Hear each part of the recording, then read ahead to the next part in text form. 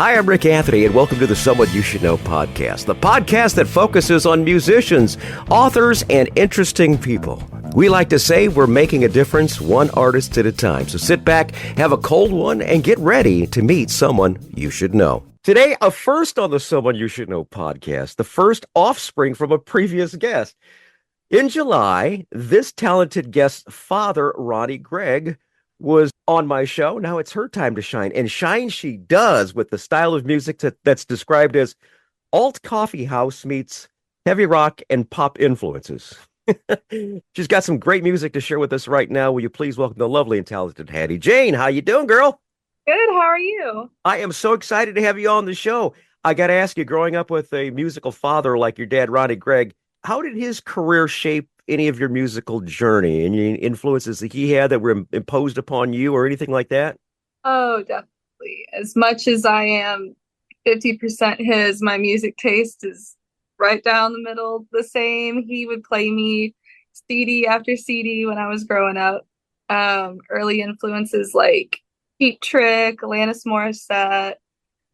I guess I get the Beatles from him and my mom, but yeah, he was super, super big into showing me everything that he ever listened to. I would be going to his shows when I'm, an inch tall, trying to get in, carrying me backstage so I could see him on stage, and that was really special. So I'm used to being at shows, it's just how I grew up, and that's what I wanted to do. It was basically that influence of watching dad do that made you say, I think I make a living out of doing this too. Was there Yeah. a specific lesson that he taught you that has a lasting impact on your musical career? He's pretty much how I learned how to play guitar. So Hmm.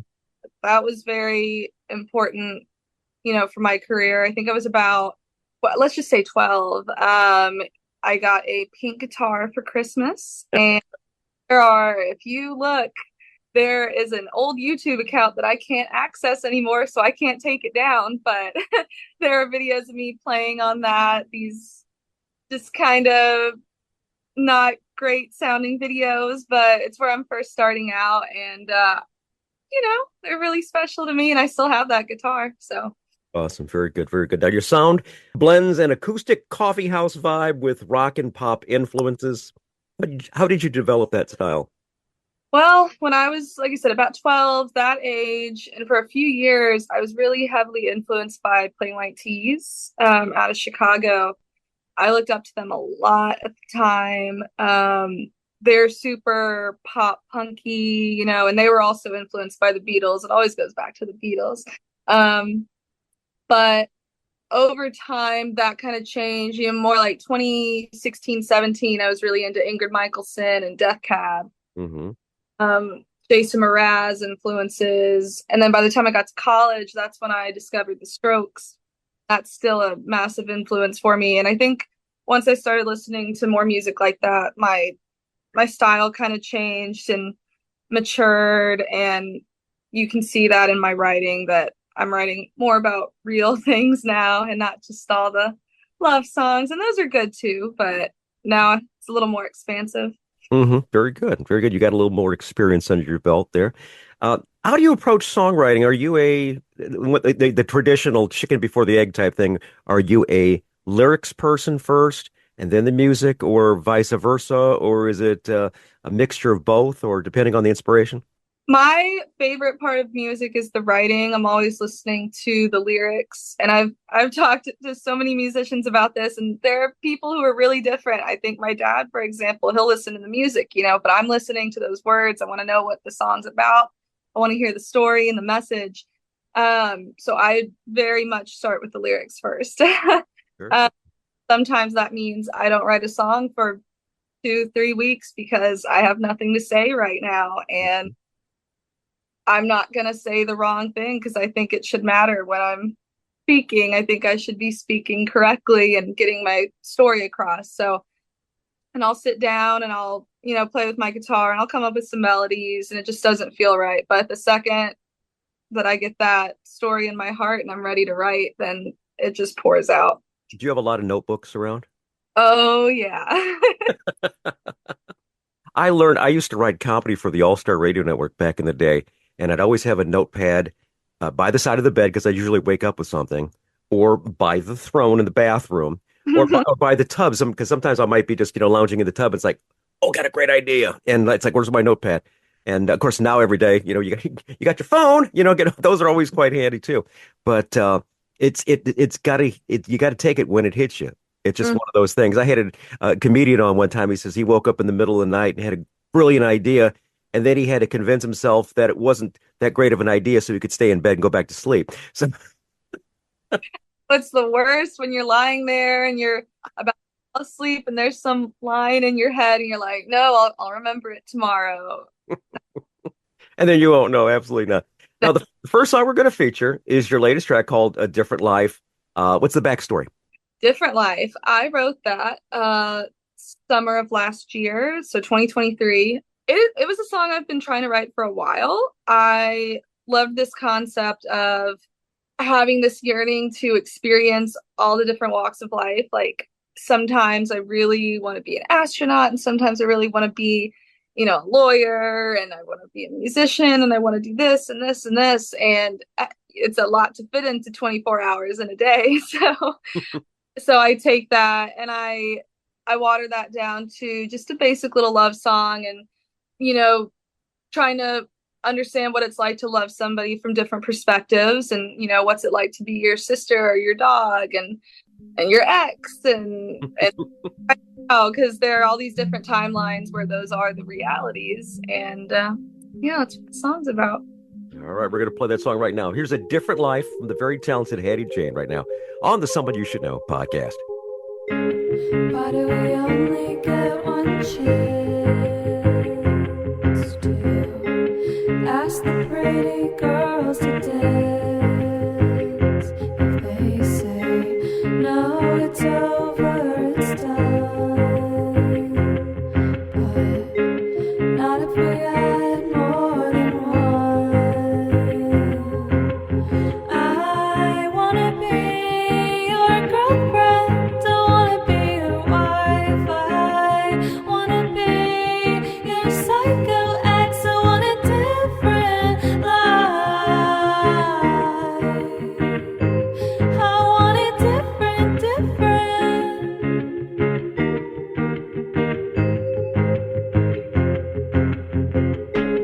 Why do we only get one shot to fit into that perfect spot? If we don't, we might lose our heads, but not if we can try again. I wanna be your sister, I wanna be your mom, I wanna be your best friend, I wanna be your dog. I want it different, different.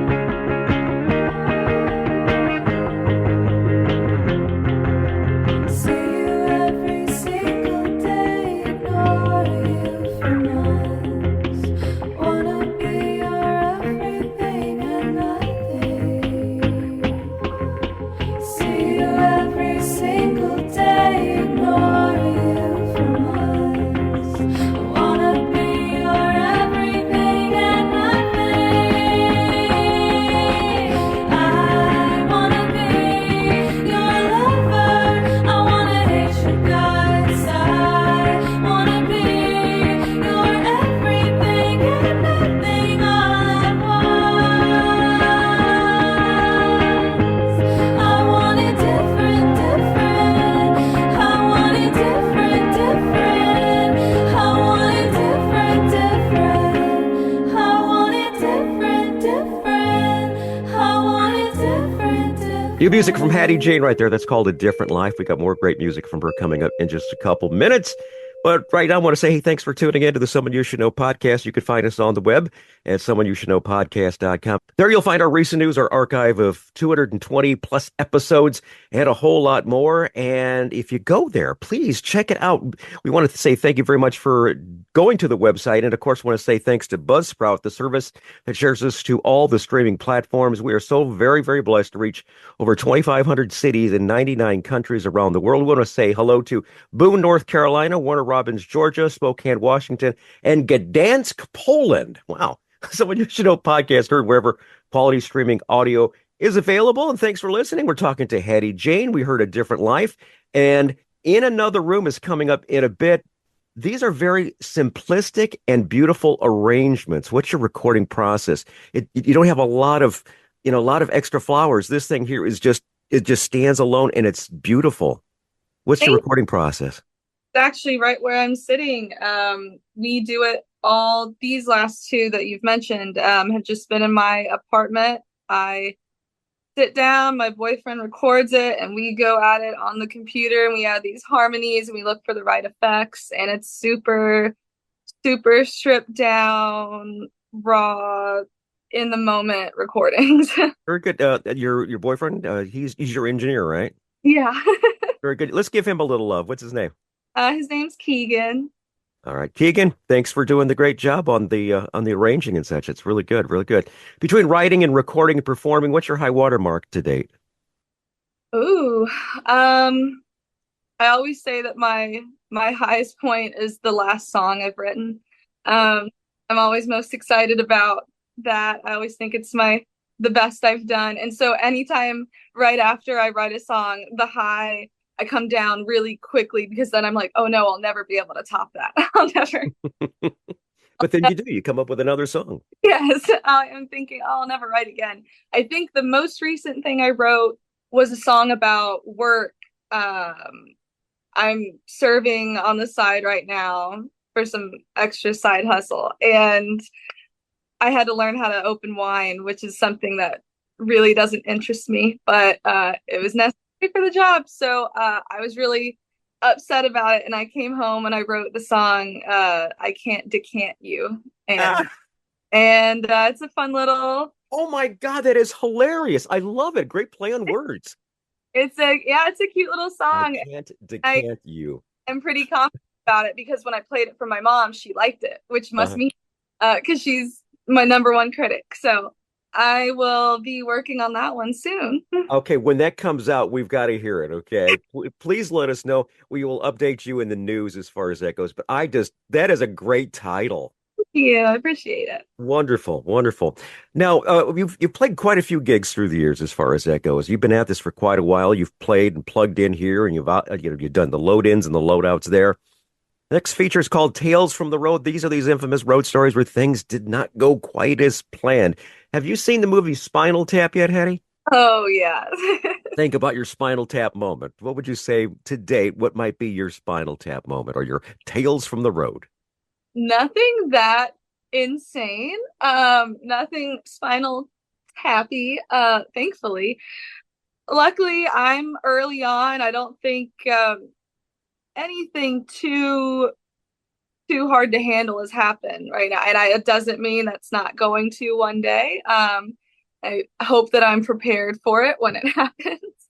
Most recently, I was playing downtown Nashville, this little hole in the wall, and you know how sound guys can be. My guitar just wasn't connecting for whatever reason, and he was just kind of telling me like, oh, it's not going to work. You're going to have to get off the stage or whatever because my guitar wasn't plugging in, and it's just me and my guitar. And I'm like, what are you talking about? So I just unplug, and I don't even think I used the mic. I just did the whole show acoustic, and it was fine. Wonderful.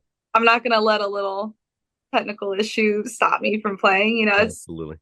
I had a good friend of mine who had been practicing all afternoon at the venue, and he forgot to turn off the battery on his guitar, and it had been on for like 7 hours because he'd gone there like 2 o'clock in the afternoon. He didn't play till almost 9 that evening. As soon as he got ready, the battery was dead, and he didn't have a backup. So So it's just one of those things. You just got to make sure you've got a checklist of some sort to make sure you got everything covered, right?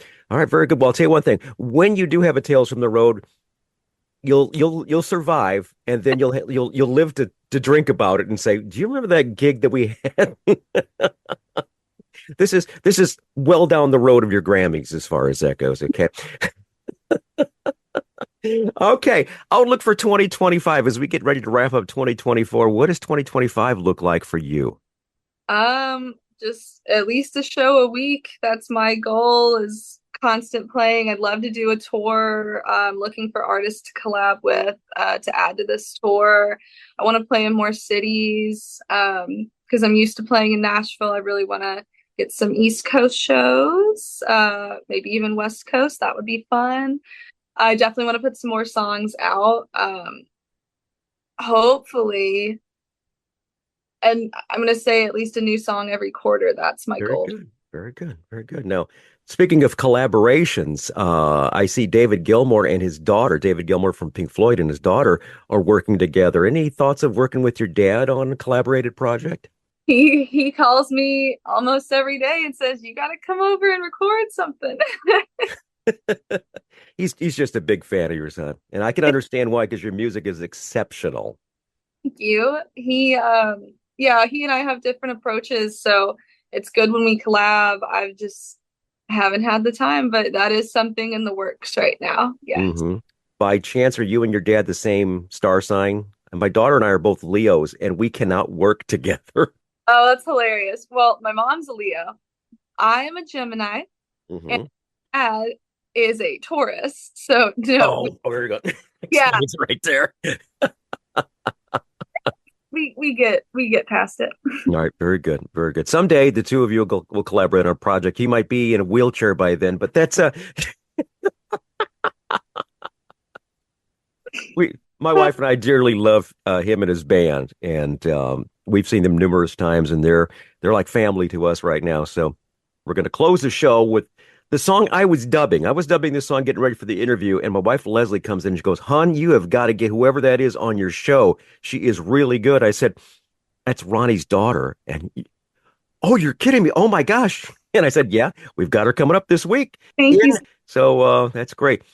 The Other Room is the name of the song. Personally, the simplicity on the musical arrangement, the chord progression, the haunting layered harmonies are just a home run for me. It's one of the best songs I've heard this year. How'd this all come to be? I love the story of this song. It's one of my favorites. I believe I wrote it in 2021. No, actually, I think it was 2020. It was right when Oh, COVID hit. this is a COVID baby, huh? Hmm. Yeah, uh, one of those early COVID babies. I was with my boyfriend Keegan. I was at his house, and he had this roommate that ever since Keegan and I had started dating, the roommate had been pretty rude to us, and I just conjured the idea of, oh well, he's just mad because he missed out, and he's jealous or something. This was the concept of the song, and so I actually wrote the song from his perspective of, how can I ever be happy or get over this when you're right over there and in the other room. And so yeah, it's not even written from my perspective. It's just written from this random guy who we haven't even seen in years. Wonderful. Gosh, when he's going to hear this thing on the radio, he's going to go, "Oh my goodness gracious, I was the inspiration of that song there." All those Grammys associated with it, just. Well, you've been an absolute delight, and I really and truly want to hear that song when it comes out. Please, please keep me in the loop on that one. I'm so glad to get you on the show, and we've been speaking with Haddie Jane, everybody, and make sure you look out for her. Places we can find you as far as social media. Where's the best place for us to keep in track of what's going on with you? I am Haddie Jane on everything. That is HADDIE Jane. I'm on Spotify, Apple Music, YouTube, TikTok, Instagram, Facebook, wherever you have an account, I'm on there. Awesome. Very good. What we'll do is we'll put those down in the show notes so everyone can just, whatever platform is your favorite, you can go ahead and hook up with Haddie Jane, keep track of what's going on with her. And as she rises to the stardom of the rock and pop genre, we'll go ahead and keep following her and see how she does. Haddie, it's been a delight having you on the show. Please give our love to your dad and your mom, and please tell them we said hello, all right? Thank you so much for having me. I'll tell them. Oh, I should have said something when I had the chance. Put on my big boy shoes with my scaredy pants. I never thought the one that got away could come back again. Oh, I swear to God, I thought of you in every frame of time. A picture perfect memory of the girl I left behind. Oh, who would have thought you'd end up with my best friend? And I thought it'd be easy to let go of you like a balloon. Oh, watch you float away and land right on the moon. Oh, see if you were far away, I'd be over you by noon. Ooh, but how could I forget you when you're in the other room?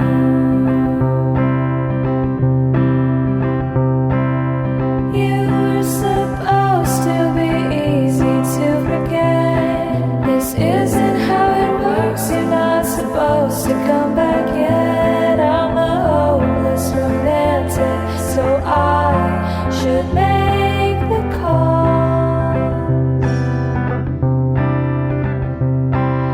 This isn't just, isn't right, isn't fair.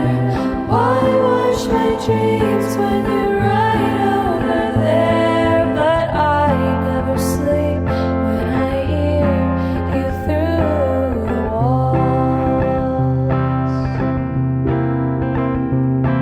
And you should never hand a child a balloon.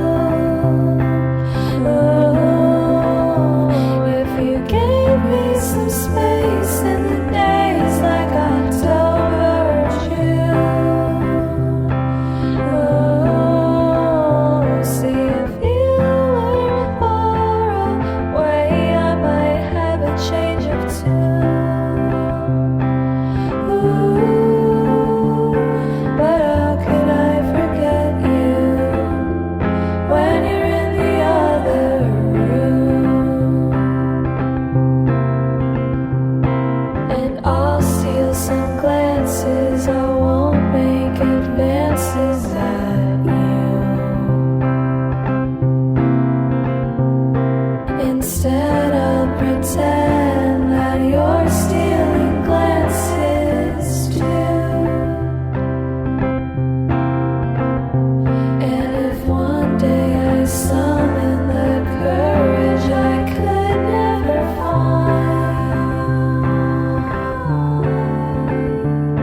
I'll knock on his door, grab your hand, and lead you to mine. But I'm such a coward, I won't be knocking soon. Yes, I'm such a coward, I'll clap when you're bride and groom. Oh no, I'll regret all the times I let go of my precious balloon. And I'll always love you in the other room. Yes, I'll always love you in the other room. Hi, this is Rick Anthony, thanking you again for listening to this episode of Someone You Should Know. Now, if you're an aspiring musician or an established musician that's looking for a little exposure, I invite you to drop us a line at someoneyoushouldknowpodcast@gmail.com. That's someoneyoushouldknowpodcast@gmail.com. Also, I invite you to tell a friend about the Someone You Should Know podcast. I thank you for tuning in this time, and I invite you to check us out next time on the Someone You Should Know podcast, because you never know who's going to show up. Until next time, remember, God loves you, and so do I.